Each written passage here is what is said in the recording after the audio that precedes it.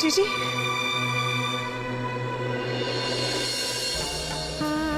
Please please तारा, हमें माफ कर दो। जीजी आप ऐसे कैसे कर सकती हैं? ये बच्चा मेरा सपना है। जिस तरह ये बच्चा तुम्हारा सपना है, उसी तरह ये फेलोशिप हमारा सपना है। इसमें बरसों की मेहनत है हमारी, हम अपनी मेहनत को इस तरह जाया नहीं होने देना चाहते तारा। प्लीज जीजी नहीं ऐसे मत करिए, मैं मर जाऊंगी जीजी, प्लीज जीजी, मैं आपके पैर में दीजिए प्लीज।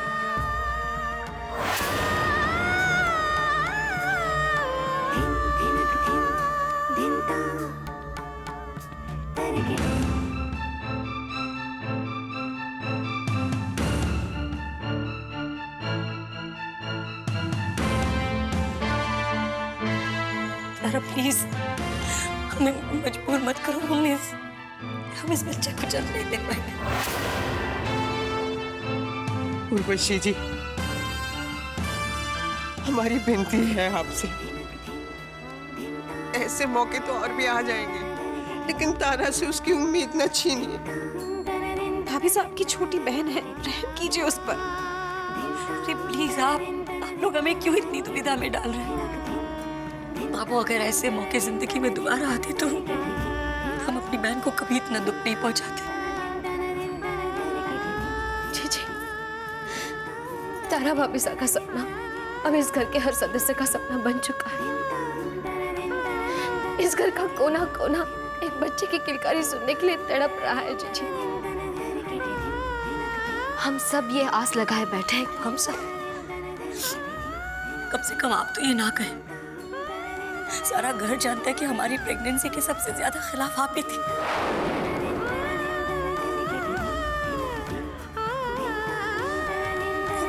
आपके लिए तो ये दिए जलाने का वक्त होगा।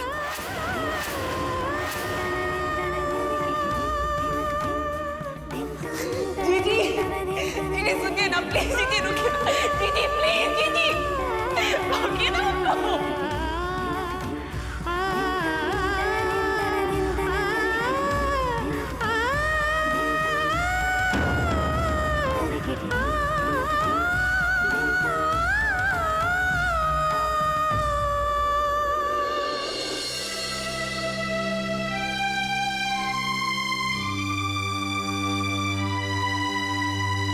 उर्वशी जी,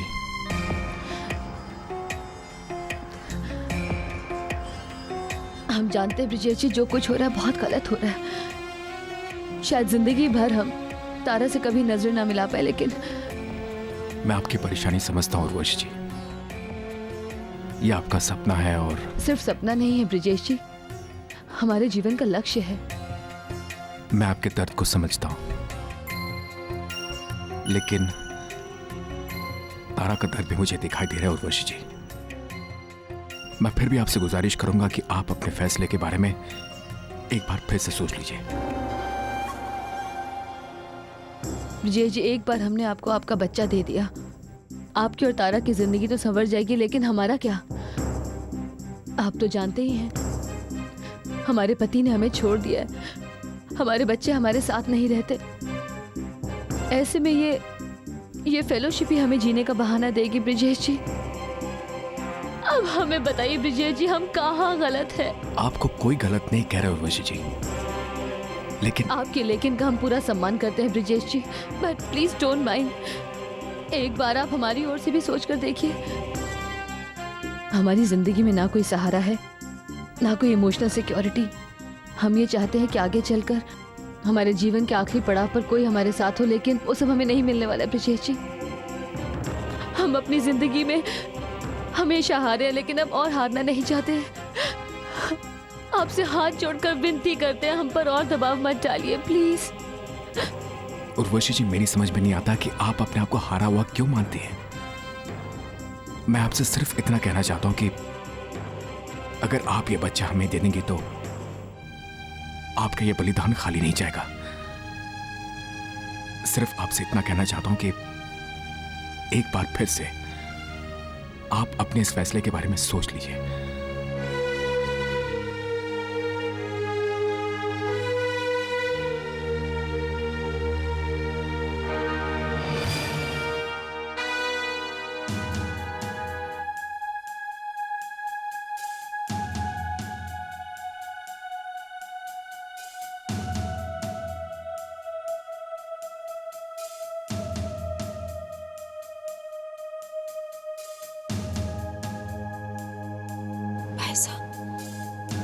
दिल छोटा ना करे। शायद किस्मत को यही मंजूर था। ब्रिजेश, परेशान ना हो। इससे पहले भी तेरी और तारा की जिंदगी चल रही थी, इससे ज्यादा बेहतर चल रही थी।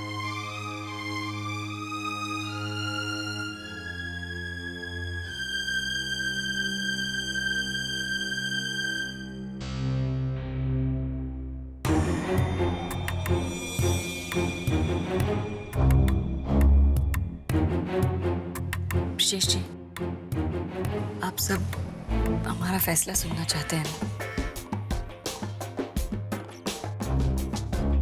तो फैसला हमने कर लिया।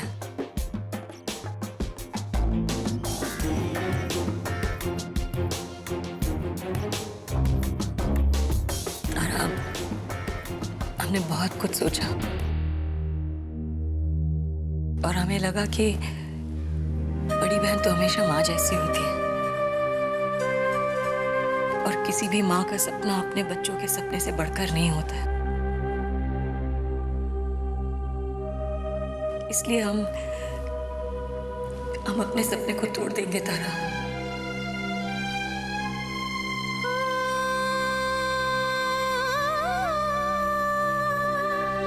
तुम्हारा सपना जरूर पूरा होगा। तुम्हारे लिए हम इस बच्चे को जरूर जन्म देंगे तारा।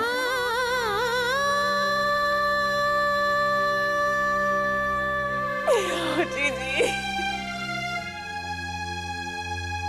थैंक यू सो मच जीजी, थैंक यू सो मच।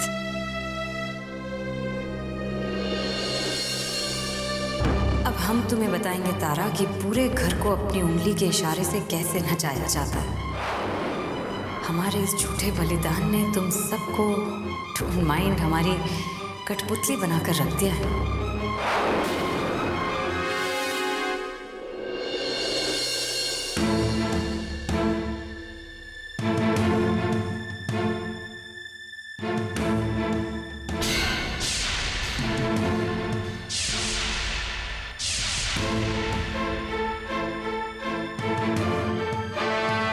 क्या हुआ कावेरी? एक नजर डालिए जरा बिजली के बिल पर, आपकी समझ में आ जाएगा कि हुआ क्या है। मुझे ये घर नहीं लगता है, एक फैक्ट्री लगती है जहां बिजली खाई जा रही हो। शुभ्रा को गर्म पानी चाहिए अपने बच्चे को नहलाने के लिए, और फिर आप लोगों की भी उम्र हो रही है। सर्दियां भी आ रही हैं, गीजर और हीटर की जरूरत होगी आपको। समर को म्यूजिक सुनने का शौक है और वो मन्नो भाभी, उनके तो कुछ अलग ही शौक है। पता नहीं कैसे चलेगा घर का खर्च, कुछ जोड़ का भी नहीं रखा है आप लोगों ने। हाँ, हमें घर के खर्चों में कटौती करनी पड़ेगी। मुर्दे के नाखून कुतर लेने से उसका बोझ तो कम नहीं हो जाता। क्या क्या कमी करेंगे मम्मी जी, खाना तो खाना ही पड़ेगा। समर को मेरी जरूरत है, शुभ्रा का भी हाथ बटाना ही पड़ता है मुझे। और आप अकेले घर तो संभाल नहीं सकती। इतनी सारी जरूरतों के बीच मैं बाहर जाकर काम ही तो नहीं कर सकती, वरना मैं खुद ही एक जॉब ढूंढ लेती बाहर। अब तो मुझे लगता है हमारी जिंदगी समर की जिंदगी की तरह हो जाएगी। उसकी आंखों में अंधेरा है, हमारे घर में भी अंधेरा फैल जाएगा। कावेरी!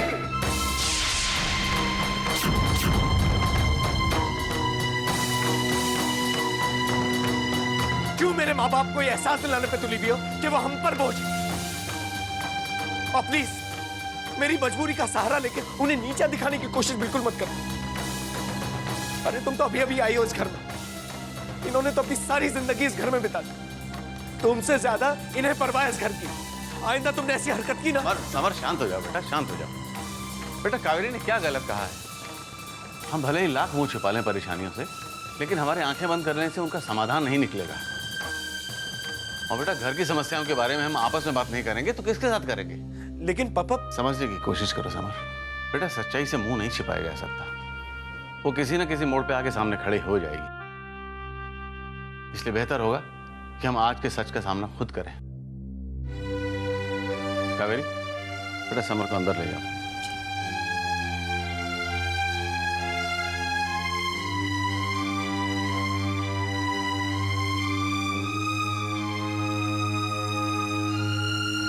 कैसी परीक्षा है हमारी,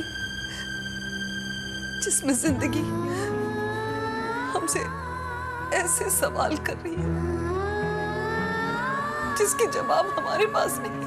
अरे घुने, ये रिक्शा वाले भी ना मन्नों को लूटकर अपना ताजमहल खड़ा करना चाहते हैं। अरे 2 मिनट की दूरी के इतने पैसे क्या बात है देवर साहब? कुछ नहीं मनोभाव, एक फैसला लिया है मैंने। कब तक यूं ही घर में बैठा रहूंगा? इस परिवार की जिम्मेदारी अब मेरी है, कुछ काम तो करना ही होगा। इस उम्र में, भला इस उम्र में तुम काम करोगे? ये क्या कह रहे हो? इंसान को तब तक काम करना चाहिए जब तक कि उसकी सांसें काम कर रही हैं। थारी थवने देवरानी सा, एक राजपुतानी होके एक राजपूत से कह रही हो कि वो अपनी जिंदगी की जंग नहीं लड़ सकता? अरे शेर अगर बुढ़ा भी हो जाए ना तो शिकार करना नहीं भूलता। मुझे पूरा विश्वास है अपने देवर साहब पे। तुम कभी हार नहीं सकते। तुम काम पर जाओ देवर साहब। हाँ, इस उम्र में देवरानी सा तो सुबह सुबह जल्दी उठ नहीं पाएंगी, लेकिन मैं जिम्मेदारी लेती हूँ। सुबह सुबह गर्मा गर्म पराठे खिला के आपको भेजा करूंगी।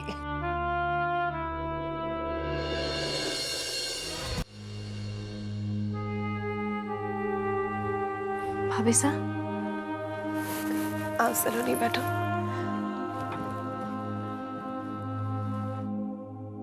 भाभी साहब, खाना लाई हूँ आपके लिए। नहीं सलोनी, भूख बिल्कुल नहीं है।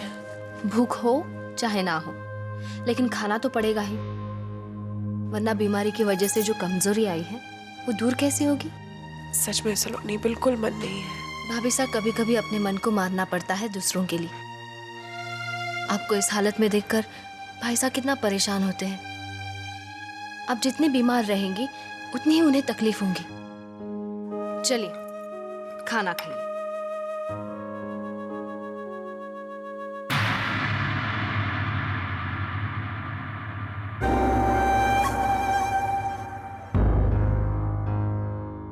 प्लीज डोंट माइंड तारा, लेकिन तुम्हें वही खाना खाना चाहिए जो डॉक्टर ने कहा है। जी, तारा भाभी का वैसे भी मन नहीं कर रहा खाना खाने का। मैं उनकी पसंद का खाना लाई हूँ। एक आध बार ये खाना खाएंगी तो नुकसान नहीं होगा।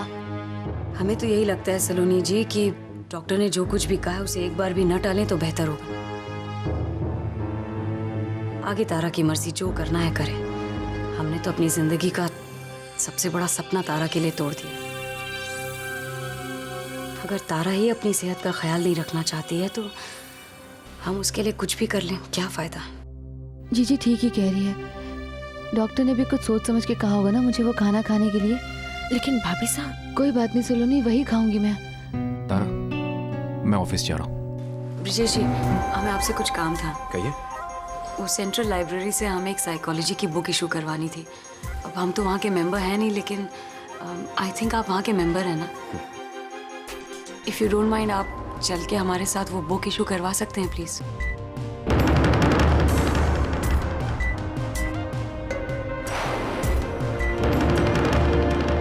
ओह, आई एम सो सॉरी। हम तो भूल गए थे कि हमें तारा की परमिशन लेनी पड़ेगी। तारा, इफ यू डोंट माइंड, क्या हम कुछ देर के लिए तुम्हारे पति को अपने साथ ले जा सकते हैं?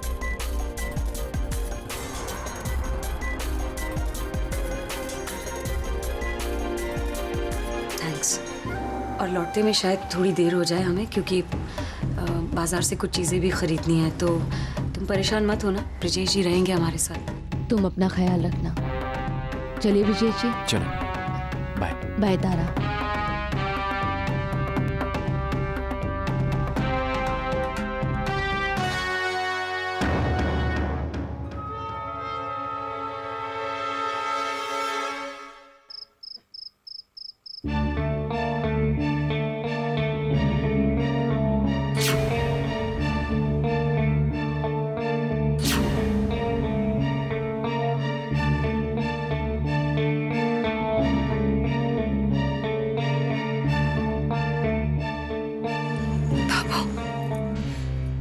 मैं भाभी साहब को और अपमानित होते हुए नहीं देख सकती। चाहे वो मुंह से कुछ ना कहे, लेकिन इस वक्त दर्द के एक ऐसे आग में वो चल रही है जिसे वक्त पर बुझाया ना गया तो सब कुछ जलकर खाक हो जाएगा।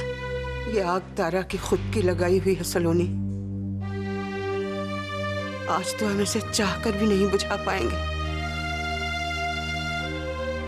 कैसी मजबूरी है ये कि तूफान में चुपचाप बैठे बर्बादी को देख रहे हैं, कुछ नहीं कर पा रहे। लेकिन कब तक यूं खामोश बैठ के इस तबाही को देखते रहेंगे हम बाबू?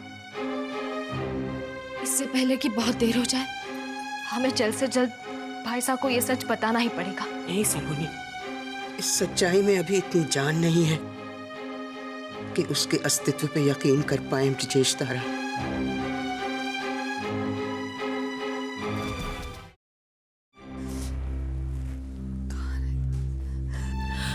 अरे आ गए तुम। कहाँ थे सारा दिन? कितनी देर लगा दी? कुछ खाया पिया या नहीं? काम की तलाश में लोगों के दरवाजे खटखटा रहा था अंबिका। क्या हुआ, मिली नौकरी? नहीं,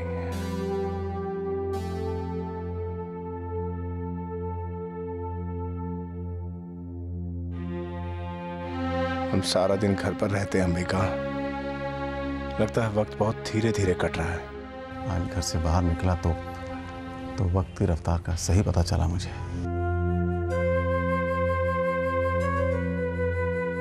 सब कुछ बहुत तेज हो गया है अंबिका, और ऐसे में इस लंगड़े घोड़े पर दाव लगाने के लिए कोई तैयार नहीं है।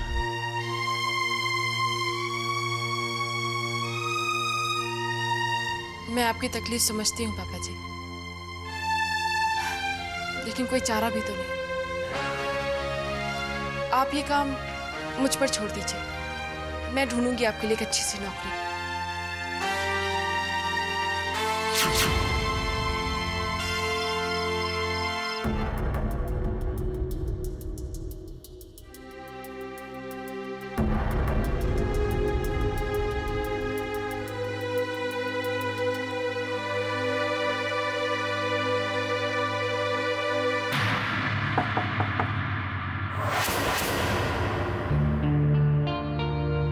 उर्वशी जी, आप आइए।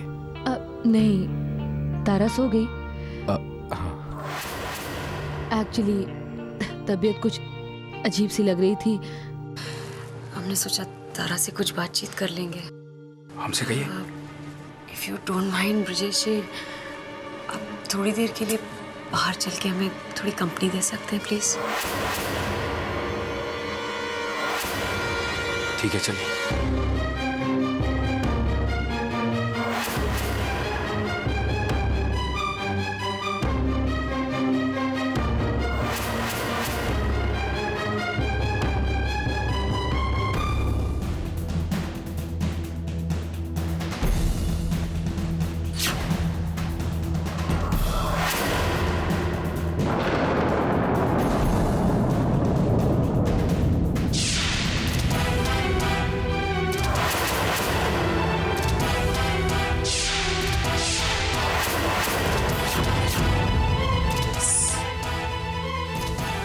और बर्दाश्त नहीं होता,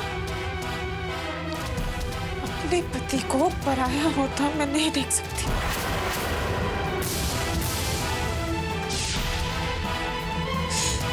आज मैं अपने पति को पाकर रहूंगी।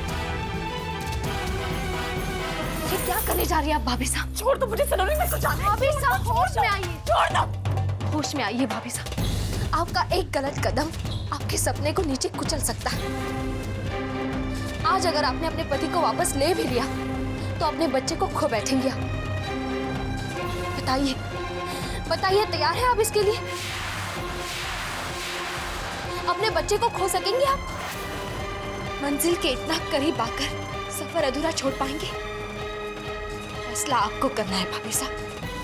बच्चा या पति? बच्चा या पति? बच्चा या पति?